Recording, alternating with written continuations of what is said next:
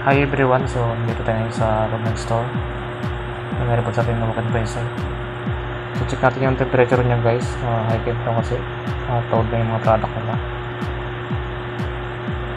So naka 01 lang, check natin, so lang hindi nga ma-frozen yung kanilang mga product natin. So check natin yung kung evaporator kung nag-yellow ba yung kanilang product.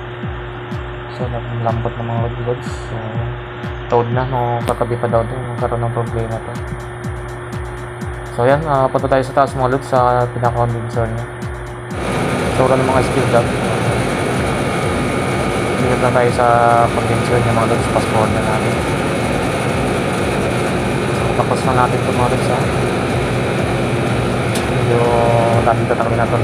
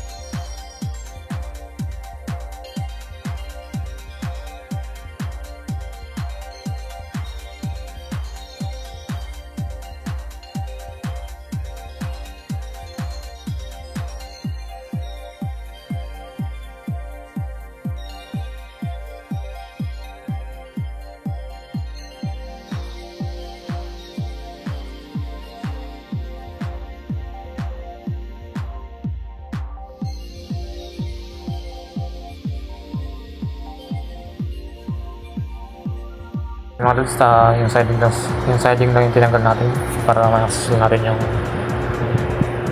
ano niya, yung service valve ng high side pa low side mga loads. So, set up na natin yung hose natin, yung gauge natin. At dapat meron tayong mga loads na ratchet para sa service valve para hindi ko kasi pag ginamit natin ng nakakatala yung mga loads, so magkakaroon ng nabibilog yan. Kailangan may ratchet tayo. Medyo malayo kasi yung ating cellphone mga loads, sa likod lang, nakapatong lang yan. Yan lang natin yung service valve, then check natin yung karga.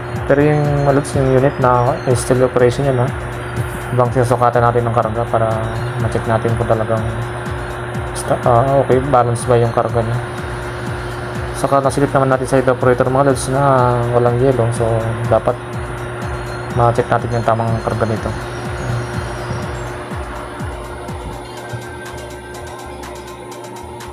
Ang ginawa na natin mga loads yung size, ginawa natin yung blue hose lang kasi wala tayong mouse naman. So okay lang naman yung loads, pang-check lang naman natin ng high side. So wala yung mas sukat na yung piso. So yung mga loads, yung tips ko sa inyo mga loads ay yung itong mga unit. So dapat nasa ang pinakamataas na high side yung mga loads nasa 300 PSI. Dapat hindi siya tumas ng ganun, maabot ng 350 ganun kasi magkaroon ng problema mga loads. So mag-high pressure lang yung unit natin. Kasi ang maximum yung ang ating ano is 400 PSI. Saka itong mga mga loads sa mga itong mga unit. So ang standard na charging ito is sa 25 to 30 PSI lang dapat yung karga nito ng mga ganitong compressor motor na kulay blue. So huwag sa ating pabutin ng mga loads na mga 300 PSI na yung high side natin. Kung ma-maintain natin na 275 to 80 yung to 50, mas maganda mga loads para iwas sa high pressure yung ating unit. So pakita ko na sa inyo mga loads yung kung gaano ka yung na-troubleshoot natin na yan. So ipapakita ko kung ganyang PSI na yung karga niya kaya naglo-loaded yung ating unit. Hindi siya makapag-freeze ng ating mga product.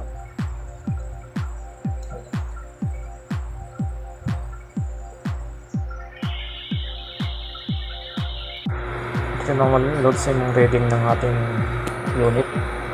So yung low side natin is nasa 12 PSI na lang, and then dapat nasa 25 to 30 yung mga loads. Ang ating high side is yan, yung high side natin yan nakatap sa liquid receiver. Ayan mga loads. So nasa 225 lang. So yan, problema niya mga loads, so undercharge. So yan, hindi lang namin din yan mapatikas yung ating mga product. At napansin ko mga loads yan sa pinaka discharge sa line niya, yan sa may service bag, so naglalangis automatic yung mga loads, mayroong leak yan dyan ng tray yun. Kaya yan, recommendaan natin po ng repair mga loads. So iba-vlog din natin yan at ipapakita ko rin sa inyo. At lilipis natin kung saan talaga yung leak. So lalagyan natin yung mga loads ng nitrogen yun. At makikita rin natin yung mga loads na sobrang dumi din yung kanyang condenser pin. So deep cleaning natin yun. Yan, check natin yung likod, diba mga loads. Pakita ko sa inyo yung pins niya, ibang klase yun. Sobrang nipis yung condenser pins. Dapat bago natin ma-repass yung mga loads, dapat malinis para ang karga natin ay sakto talaga.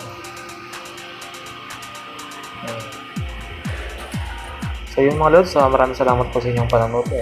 Sana po nakatulong naman sa inyo at